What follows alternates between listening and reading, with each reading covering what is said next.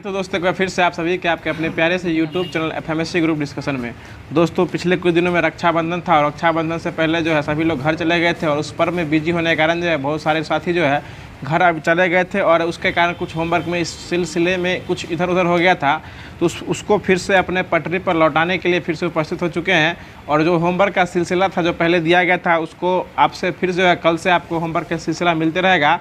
और जो कि एलपी टेक्नीशियन बेस्ट सिर्फ साइंस से चलते आ रहा है वो फिर से आपको चलने और देखने को मिलेगा। बहुत सारे साथियों का कमेंट भी ऐसा आ रहा था कि वो साइंस स्पेशल को बंद नहीं किया जाए, तो यह आपको बताते चले कि यह बंद नहीं हुआ था। मतलब कुछ साथी के एब्सेंटी होने के कारण जो है लगातार क्लास ले पाना संभव नहीं था, इसलिए इसको जो है थोड़ी दिन के लिए डिस्क्लोज कर दिया गया था।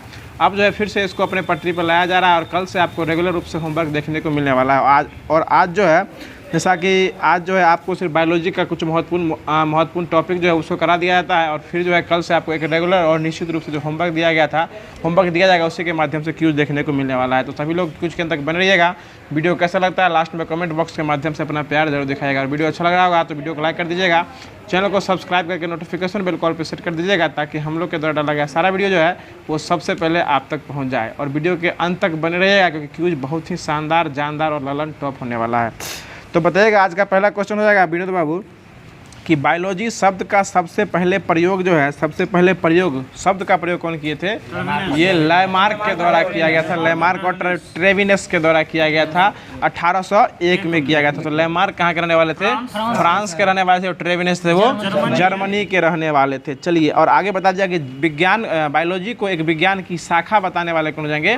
अरस्तु हो जाएंगे। इसलिए इनको जो है अरस्तु को है जीव विज्ञान का पिता यानी कि जीव विज्ञान का जनक कहा गया था। और यह अपनी पुस्तक जो है वह लिखे थे, उस पुस्तक का नाम क्या हो जाएगा? हिस्टोरिया एनामिलियम इस पुस्तक की लेखक इसको लिखने वाले थे। और इस पुस्तक में लगभग कितने जंतुओं का वर्णन किया गया था? इसमें 500 जंतुओं का जो क्या किया गया था? वर्णन किया गया था। देखिए लुसेंट से कुछ डाटा इसमें फैक्ट अदर भी इसलिए मिलता है क्योंकि दृष्टि पब्लिकेशन जो है वो एनसीईआरटी को फॉलो करता है और एनसीईआरटी का कुछ एक ही बिंदु को छोड़कर जो है बाकी 99% बिंदु जो है वो आपको लुसेंट क्या कहते हैं एनसीईआरटी का वो इसमें कॉपी करके डाला हुआ है। ठीक है, इसलिए इसको दृष्टि को गहन अध्ययन से दृष्टि से देखिएगा, आपका तैयारी उस दृष्टि का लेवल का हो जाएगा जो अन्यत्र लोग करने के प्रयास करते हैं। कोई दिक्कत नहीं बाबू। चलिए अगला क्वेश्चन बताइए वनस्पति विज्ञान का जनक किसे कहा जाता है? थियोफ्रेस्टस को। और जीव विज्ञान का पिता अरस्तु को कहा गया है। चलिए आगे बता दीजिएगा क्वेश्चन हो जाएगा कि किस क्रिया के द्वारा जो है सजीवों के शरीर में सरल अणुओं से जटिल अणुओं का निर्माण होता है? तो ये उपचयन की क्रिया के द्वारा होता है। जैसे वृद्धि जो होती है कैसी क्रिया है? उपचयन की क्रिया हो जाएगी। आगे बता दीजिए कि श्वसन जो है कैसी क्रिया है? अपचयन की क्रिया है। श्वसन कैसी क्रिया है? अपचयन की क्रिया। और श्वसन को ही अंग्रेजी में क्या कहते हैं? रिस्पायरेशन जो इसी को कहता है। और रिप्रोडक्शन किसको कहते हैं? प्रजनन को जो रिप्रोडक्शन कहा जाता है। चलिए आगे बता दीजिएगा क्वेश्चन है कि किस क्रिया के अंतर्गत जो है भोजन का उपयोग कर सजीवों में नई कोशिका का निर्माण होता है? तो वृद्धि क्रिया यानी सजीव के शरीर में भोजन को संचय करके नई कोशिका का जो निर्माण किया जाता है वो कौन सी क्रिया हो जाएगी? वृद्धि क्रिया के तहत जो है शरीर के सजीवों में जो है भोजन का उपयोग करके सजीवों में नई कोशिका का निर्माण किया जाता है। चलिए आगे बता दिया कि किस क्रिया के द्वारा जो है सजीव द्वारा अपने समान जीवों को जन्म देती है? तो ये प्रजनन की क्रिया के द्वारा जो है सजीव अपने समान जीवों क्या करती है? जन्म देती है। चलिए आगे बता दीजिएगा क्वेश्चन हो जाएगा कि पौधे और जंतु ये दोनों सजीव है या निर्जीव है? सजीव है। सजीव वो होते हैं जो सांस लेते हैं, जो स्थान छकते हैं, जो वृद्धि करते हैं, ये सभी क्या कहलाते हैं? सजीव कहलाते हैं। चलिए आगे बता दीजिएगा क्वेश्चन है कि पादप और जंतुओं में जो अंतर किया गया था तो इसकी विशेषता बताइएगा कि पादप में कोशिका भित्ति पाई जाती है या नहीं पाई जाती है? पाई जाती है। और ये किसकी बनी होती है? सेलुलोज की बनी होती है। और जंतु में कोशिका भित्ति पाई जाती है? नहीं पाई जाती। इसमें जंतु कोशिका भित्ति की क्या पाई जाती है? कोशिका झिल्ली पाई जाती है। चलिए अगला क्वेश्चन बता दीजिएगा क्वेश्चन है कि कुछ पादपों में जो है ना तारकाय उपस्थित होता है या नहीं होता है? इसमें पादपों में तारकाय अनुपस्थित यानी उपस्थित नहीं होता है। और तारकाय की खोज किसके द्वारा किया गया था? वो बेरी के द्वारा खोजा गया था। चलिए आगे बता दीजिएगा पादप स्वपोषी होते हैं या परपोषी होते हैं? पादप जो है वो स्वपोषी होते हैं यानी अपना भोजन वो क्या करते हैं? खुद से बनाते हैं। चलिए आगे बता दीजिएगा अगला क्वेश्चन हो जाएगा कि जंतु जो होते हैं चलिए अगला क्वेश्चन बता दीजिए। अगला क्वेश्चन हो जाएगा जो सरे और जड़ों और तनों के शीर्ष पर पाए जाने वाले जो उत्तक होते हैं उसको क्या कहा जाता है? शीर्ष विभाज उत्तक जो है वो कहा जाता है। चलिए आगे बता दीजिए। अगला क्वेश्चन हो जाएगा कि किसमें जो है ना तंत्रिका तंत्र और संवेदी अंग का अभाव होता है? तो ये पादप में तंत्रिका तंत्र और संवेदी अंग क्या होता है? अभाव। ये किस में होता है? जंतु में ऐसा पाया जाता है। संवेदी अंग किसे पाता है? जंतु में तंत्रिका तंत्र और संवेदी अंग जो है जंतु में पाया जाता है। पादप में कोई संवेदी अंग जो है इसका अभाव रहता है। चलिए आगे बता दीजिए। अगला क्वेश्चन है कि जीवों के नामकरण की द्विनाम पद्धति किसके द्वारा दिया गया था? कैरोलस लिनियस के द्वारा दिया गया था। ठीक है, 1753 में दिया गया था। चलिए इसी को जो है ना द्वि जगत का सिद्धांत भी, पिता नहीं द्वि जगत का सिद्धांत भी कहा जाता है। चलिए अगला क्वेश्चन बता दीजिए कि कार्लोस लिनियस को किसका पिता कहा जाता है? द्विनाम पद्धति का सिद्धांत दिए थे, लेकिन ये वर्गीकी का पिता कहा जाता है। सिद्धांत दिए, जी सर, सिद्धांत दिए थे द्विनाम, क्या कहते हैं, द्विनाम पद्धति का सिद्धांत दिए थे, लेकिन पिताजी कहलाते हैं वर्गीकी का पिता जो है यह कहलाते हैं। चलिए आगे बता दीजिए। अगला क्वेश्चन हो जाएगा कि इसके हिसाब से कितने जगत में बांटे थे? 2 जगत में। कौन कौन हो जाएगा? पादप और जंतु में बांटे थे। ठीक है, आगे बता दीजिए। अगला क्वेश्चन है कि इसके अनुसार जो है जीवधारी का लैटिन नाम जो है ये बना रहता है। दो पहला शब्द ये क्या कहलाता है? वंश। पहला वंश हो जाएगा और दूसरा क्या हो जाएगा? जाति। और जब एनसीईआरटी का जो आपको सरकारी बुक पढ़तीएगा BSBTC का, उसमें सबसे छोटी इकाई क्या कहलाती है? जाति कहलाती है। मतलब नामकरण की पद्धति जो दी गई थी इसमें सबसे छोटी इकाई क्या कहलाती है? जाति। और सबसे बड़ी इकाई वंश कहलाती है। ठीक है ना। और इसके बीच में जो छोटे छोटे और आते हैं, 3-4 आते हैं जो इसमें बुक में नहीं दिए, एनसीईआरटी की बुक में दिए हुए थे स्पेशल में। चलिए आगे बता दीजिएगा। उदाहरण के लिए मानव का नाम क्या हो जाएगा? होमो सेपियंस। इसमें वंश क्या हो जाएगा? होमो। और सेपियंस क्या हो जाएगा? जाति हो जाएगा। चलिए आगे बता दीजिएगा। क्वेश्चन हो जाएगा कि इसके बाद जो है ना जैव समुदाय को अध्ययन करने के लिए कुछ वर्गीकरण को 3 समान गुणों के बाद आए थे विटेकर साहब। और विटेकर जो है कितनी जगत में बांटे थे इसको? 5 जगत में बांटने का काम किए थे। और 5 जगत कौन है बाबू? ठीक है, मोनेरा, प्रोटिस्टा, कवक, पादप और जंतु। एनिमिलिया इसके अंदर आ गया। इसमें बांटे नहीं थे। पादप, मोनेरा, प्रोटिस्टा, पादप, जगत, कवक और जंतु में बांटा गया था। तो हमको ये बता दीजिएगा। क्वेश्चन हो जाएगा कि जीवाणु जो है, जीवाणु और नील हरित शैवाल ये किस में आएगा? मोनेरा जगत में आ जाएगा। ठीक है ना। और cyano mycoplasma, bacteria, cyanobacteria सब किस में आता है? ये सभी मोनेरा जगत में ही आता है। चलिए अगला क्वेश्चन बता दीजिएगा। क्वेश्चन है कि प्रोकैरियोटिक जीवों का समूह जो एक कोशिकीय होता है ये किस में आता है? मोनेरा में ही आता है। यानी एक कोशिकीय जो आता है ये मोनेरा में ही आता है। और उसमें मोनेरा में जो है केंद्रिका झिल्ली की अभाव होती है। चलिए आगे बता दीजिए। क्वेश्चन है कि यूकैरियोटिक एक कोशिकीय आता है वो किस में आता है? प्रोटिस्टा में आता है। यानी प्रोकैरियोटिक हो जाएगा तो मोनेरा में आ जाएगा, और यूकैरियोटिक हो जाएगा एक कोश, दोनों एक कोशिकीय हो जाएगा, ये किस में आ जाएगा? प्रोटिस्टा में आ जाएगा। चलिए आगे बता दीजिएगा। क्वेश्चन हो जाएगा कि प्रोटोजोआ, यूग्लिना, पैरामीशियम ये सब किस में आ जाएगा? प्रोटिस्टा के अंतर्गत आ जाएगा। अमीबा किस में आएगा? ये भी प्रोटिस्टा में आता है। अमीबा भी जो है प्रोटिस्टा में आएगा। यूग्लिना भी जो है ये प्रोटिस्टा में आ जाएगा। चलिए आगे बता दीजिएगा। क्वेश्चन है कि अब यूकैरियोटिक में जो बहुकोशिकीय हो जाएंगे वो किस में आ जाएंगे? कवक जगत में आ जाएंगे। किस में आ जाएंगे? कवक जगत में आएंगे। यूकैरियोटिक के साथ अगर बहुकोशिकीय हो जाएंगे तो किस में आएंगे? कवक। और कवक को अंग्रेजी में क्या कहते हैं? फंगी कहा जाता है। और कवकों का अध्ययन क्या कहलाता है? माइकोलॉजी। और शैवालों का अध्ययन हाइकोलॉजी कहलाता है। ठीक है ना। चलिए आगे बता दीजिएगा। क्वेश्चन हो जाएगा कि यह जो है पोषण के लिए जो है ना किस पर निर्भर रहते हैं? कवक। सरे गले कार्बनिक पदार्थ पर जो है वो कवक क्या करते हैं? अपने पोषण के लिए निर्भर रहते हैं। चलिए आगे बता दीजिए कि इसकी जो कवक की कोशिका भित्ति बनी रहती है वो काइटिन की कोशिका भित्ति जो है बनी रहती है। इसमें क्या अनुपस्थित होता है? सेलुलोज इसमें जो है अनुपस्थित रहता है। चलिए आगे बता दीजिएगा। क्वेश्चन है कि सजीव और निर्जीव के बीच की कड़ी जो है वो क्या कहलाती है? ये ठीक है, वायरस यानी विषाणु जो है सजीव और निर्जीव के बीच की कड़ी कहलाती है। और विषाणु की खोज किस द्वारा किया गया था? इवान विस्की के द्वारा 1892 में। और ये किस में खोजे थे? ये तंबाकू में खोजे थे। तंबाकू के मौजक रोग की खोज इसी के दौरान जो है किया गया था। चलिए आगे बता दीजिएगा। जुकाम, फ्लू, खांसी आदि किसके कारण होता है? वायरस के कारण यानी विषाणु के कारण नहीं होता है।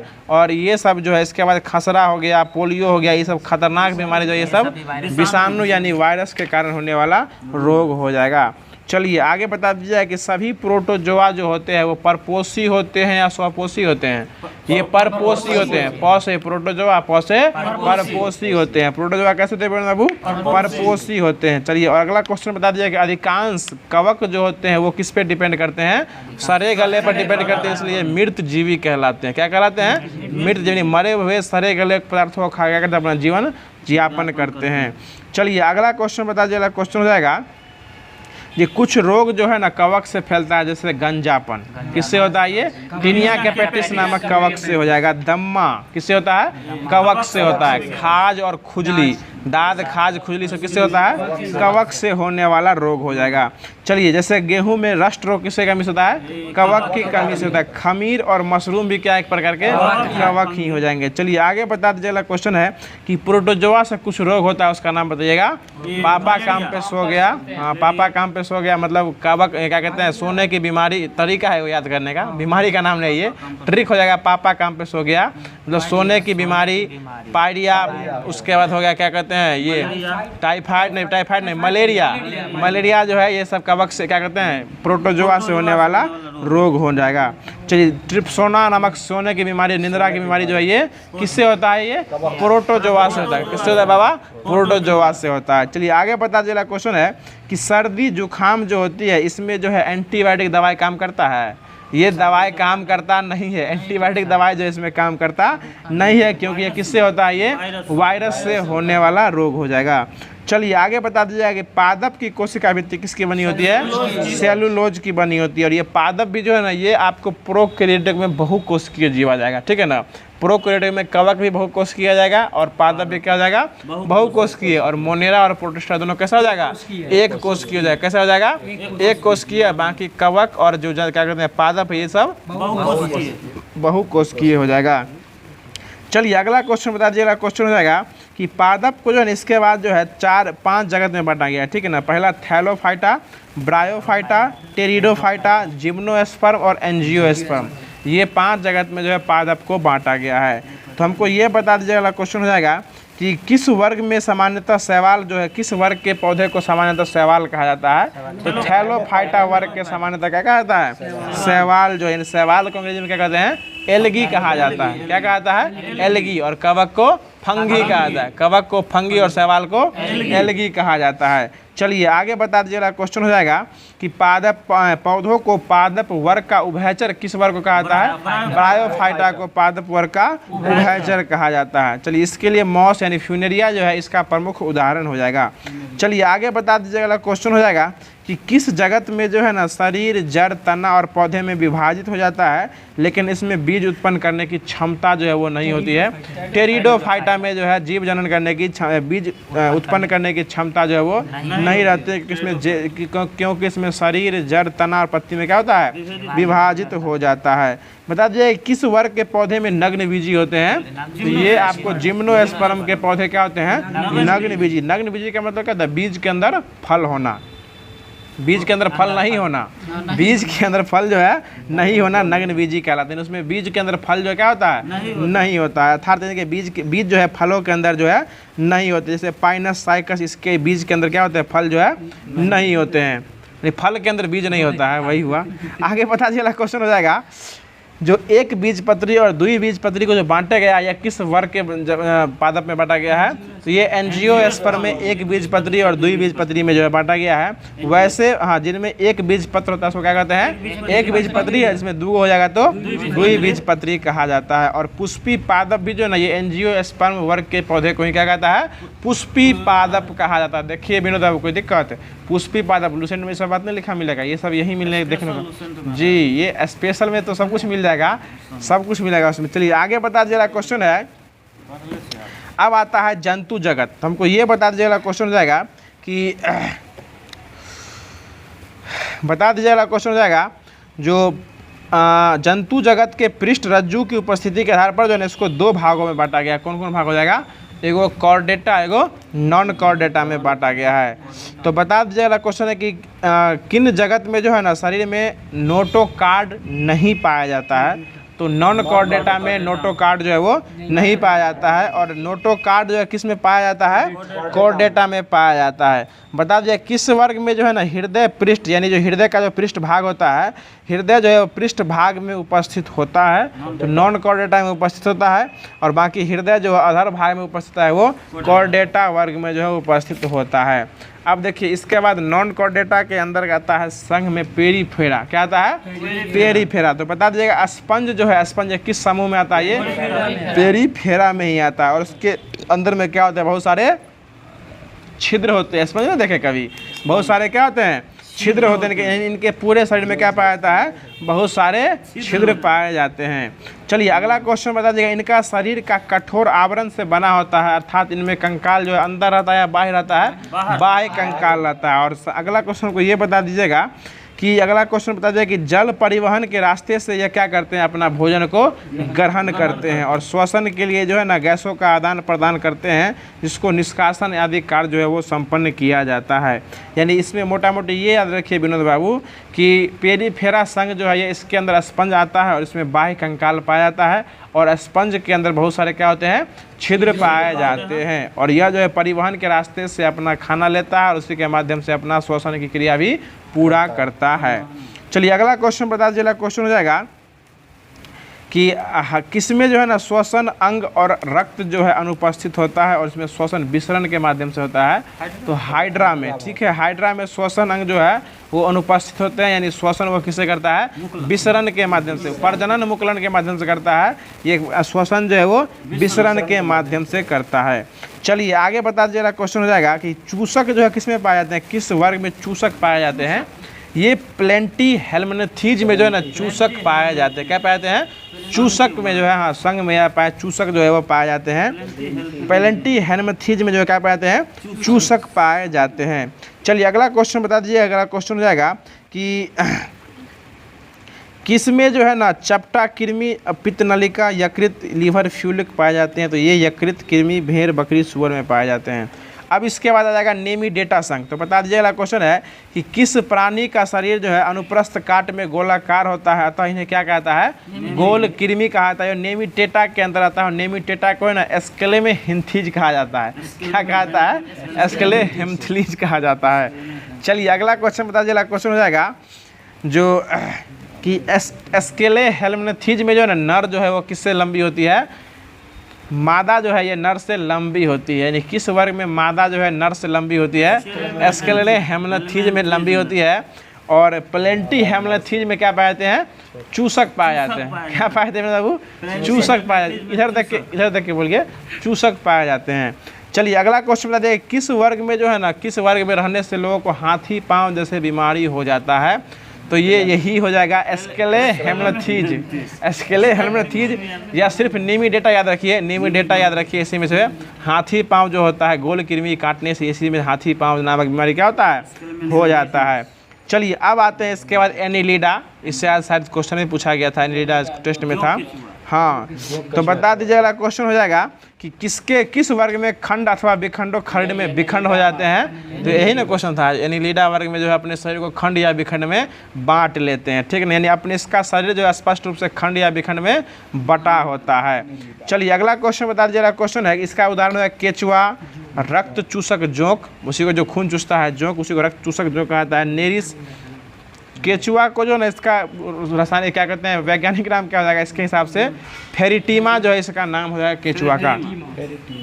चलिए आगे बताइए, प्राणी जगत का सबसे बड़ा संघ क्या हो जाएगा, आर्थ्रोपोडा जो है प्राणी जगत का सबसे बड़ा संघ हो जाएगा। और ये पृथ्वी पर लगभग कितने तिहाई में बटा हुआ है, 2/3 भाग में जो है आर्थ्रोपोडा जो है वो बटा हुआ है। चलिए अगला क्वेश्चन बता दीजिए, क्वेश्चन है कि आर्थ्रोपोडा का जो है ना वो बाह्य कंकाल जो है वो किसका बना होता है, काइटिन का बना होता है, और ये काइटिन से निर्मित होता है। हाँ चलिए, बाह्य से बना होता है। ये बताइएगा तिलचट्टा जो है, तिलचट्टा इसका हृदय कितने चैम्बर का होता है, 13 चैम्बर से बना होता है। और ये कौन सा साउंड उत्पन्न कर सकता है, अल्ट्रासोनिक प्रस्राव किरण जो है, तरंग जो है वो उत्पन्न जो है वो कर सकता है।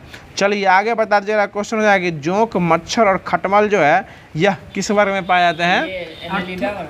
जोंक, हाँ जोंक इसमें पाए जाते हैं, लेकिन इसमें क्वेश्चन ये है कि जोंक, मच्छर और खटमल में प्रतिस्पंदक जो है वो पाए जाते हैं। प्रतिस्पंदक को एंटीकोलगानुटेक्स जो है ये कहा जाता है। चलिए आगे बता दीजिएगा, क्वेश्चन हो जाएगा, बता दीजिएगा क्वेश्चन है कि टाइफाइड, हैजा और कॉलरा, जो हैजा को कॉलरा कहा था, डायरिया कहा था, ये किससे फैलता है? ये जीवाणु से। तो इसका वाहक कौन हो जाएगा? ये घरेलू मक्खियाँ जो है इसके कारण क्या होता है? ये फैलता है। बता दीजिए काला जर किस मक्खी से होता है? बालू मक्खी से, उसी को सैंड फ्लाई भी कहा जाता है।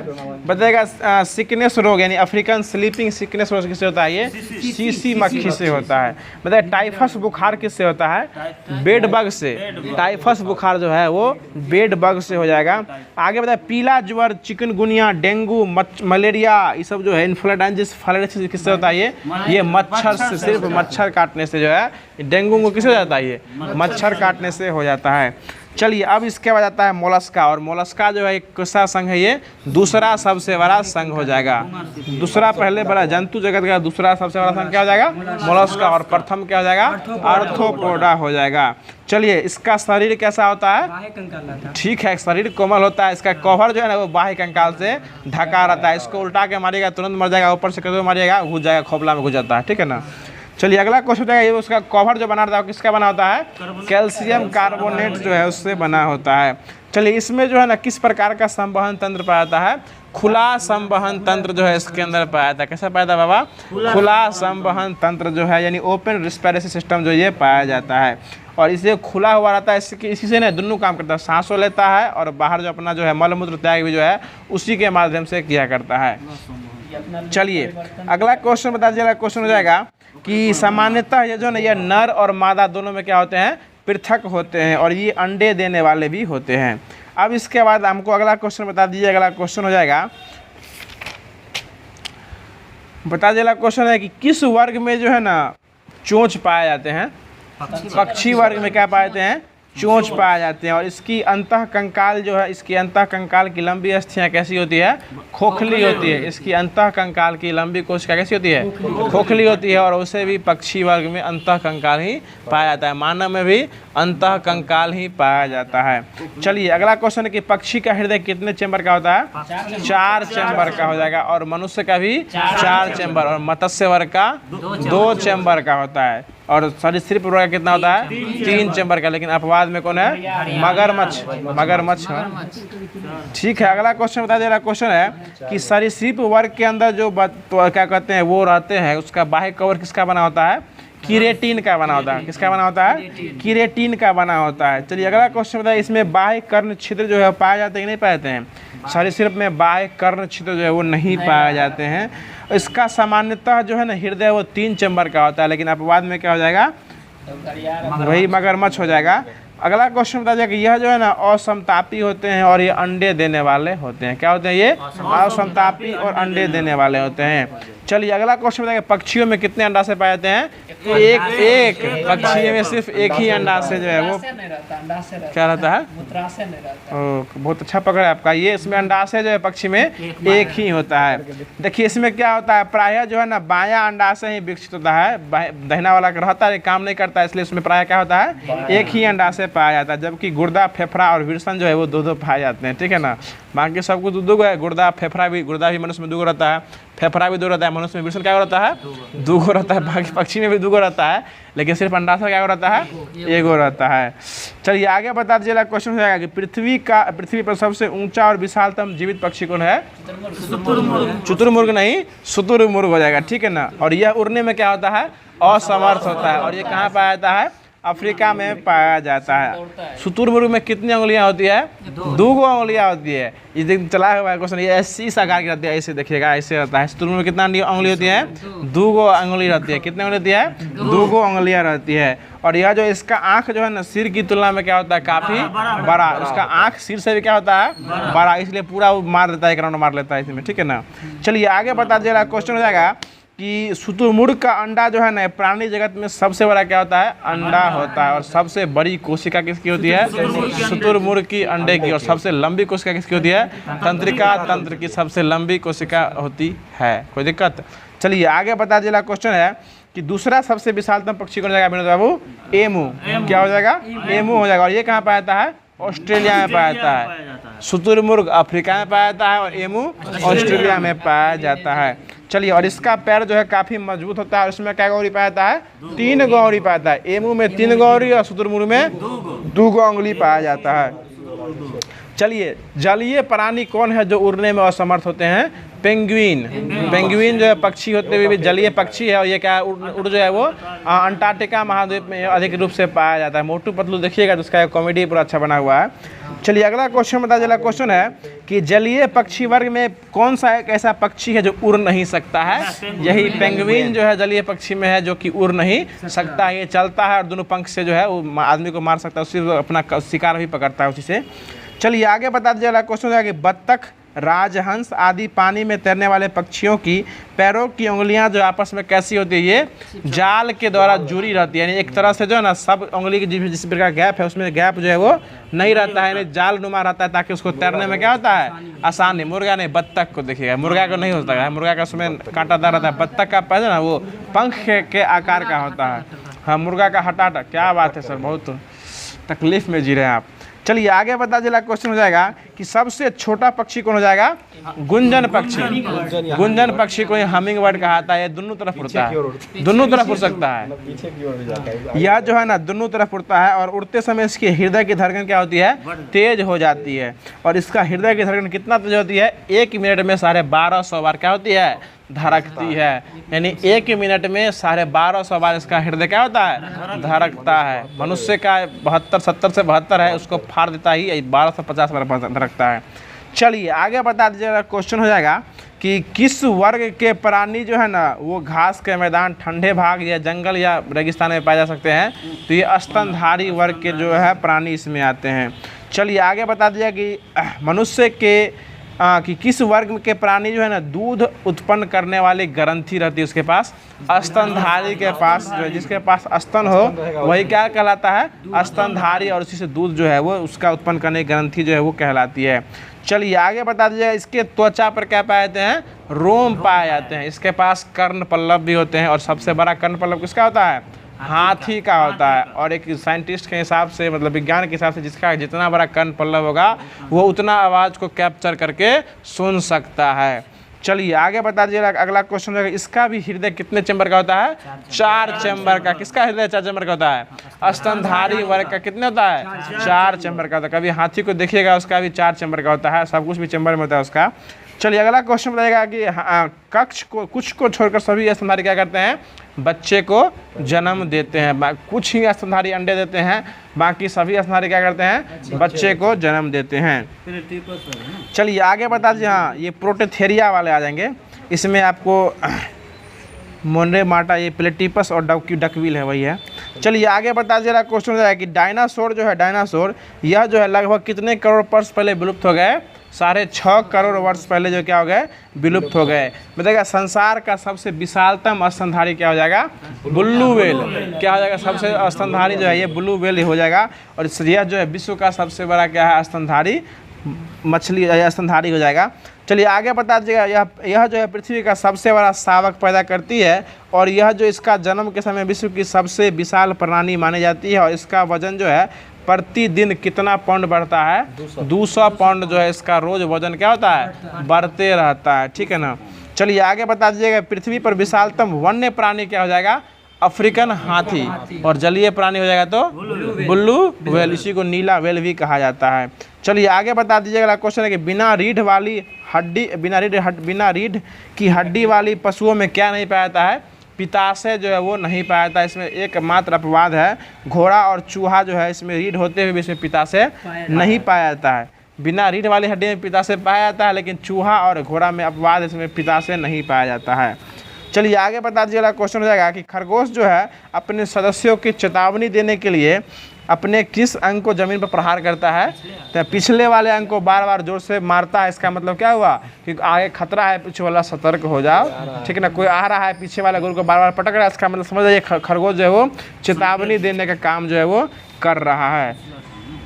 तो ये क्वेश्चन जो चैप्टर था वो पूरे तरीके से ख़त्म हो गया है। अब इसमें कुछ ऐसा क्वेश्चन है जो कि यूपीएससी लेवल का और एसएससी एमटीएस में पूछा हुआ क्वेश्चन है। विनोद बाबू, हर चीज़ को हल्के में लेकर नहीं चला कीजिए, कुछ ऐसी चीज़ें होती है जो सीखने और समझने को ज्ञान देती है। तो बता दीजिए कि इसमें कौन सी एक प्रकार की मछली है? ऑप्शन सुन लीजिए, मूंगा, रजत मीनाव, अश्वमीन, उपयुक्त में से कोई नहीं। तो ये अश्वमीन हो जाएगा। अश्वमीन को हॉर्स फिश जो है ये कहा जाता है। ये कुत्ता मीन भी होता है, इसको डॉग फिश कहा जाता है, ठीक है ना। चलिए आगे बता दीजिए। अगला क्वेश्चन है, कॉकरोच जल में जीवित नहीं रह सकता है क्योंकि उसका श्वसन कहाँ से होता है? वो ट्रैकिया से अपना यानी वातक को क्या कहते हैं? ट्रैकिया भी कहा जाता है। चलिए आगे बता दीजिए। क्वेश्चन है कि इसमें कौन से एक मछली हो जाएगा? Silver fish, star fish, dog fish और कटल फिश। यही डॉग फिश क्या हो जाएगी? मछली हो जाएगी। हाँ चलिए आगे बता दीजिए। क्वेश्चन है कि इस निम्नलिखित में से विशालतम स्थल वाला वन्य प्राणी कौन हो जाएगा? सुन लीजिए क्वेश्चन, भारतीय हाथी, अफ्रीकन हाथी, जिराफ, सफ़ेद बाघ। क्या हो जाएगा? अफ्रीकन हाथी हो जाएगा। और ये क्वेश्चन एसएससी CHSL में 2006 में पूछा हुआ है। चलिए आगे बता दीजिए। क्वेश्चन है कि एक पक्षी तथा कीट के क्या जो है ना होते हैं? समजात अवयव, समवृत्ति अवयव, अवशेषी अवयव और अल्प विकसित अवयव। तो ये समवृत्ति जो है ये होते हैं, यानी पक्षी और कीट में जो है समवृत्ति अंग होते हैं। समजात क्या होते हैं पता है? जो देखने में समान होता है लेकिन काम करने में भिन्न होता है, वो समजात कहलाता है। और समरूप वो होता है जो देखने में कहनो रहे लेकिन काम जो है वो एक के जैसा कहते हैं। कीट भी उड़ता है अपने पंखी से और पक्षी भी अपने पंखी से उड़ता है। तो कीट का पंखी और पक्षी का पंखी क्या हो जाएगा? समरूप हो जाएगा। लेकिन कुत्ता का टंगड़ी और आदमी का हाथ दोनों क्या है? समजात है, लेकिन वो काम से उससे दौड़ता भी है, लेकिन अपने लोग हाथ से खाते भी है, बहुत कुछ करते हैं हाथ से। अपन हाथ है, जगन्नाथ है। चलिए अगला क्वेश्चन बता दीजिएगा कि मानव सदृश लघुत्तम कपी है। किसका कपी है? एक गिब्बन का। गिब्बन का लघुत्तम कपी हो जाएगा।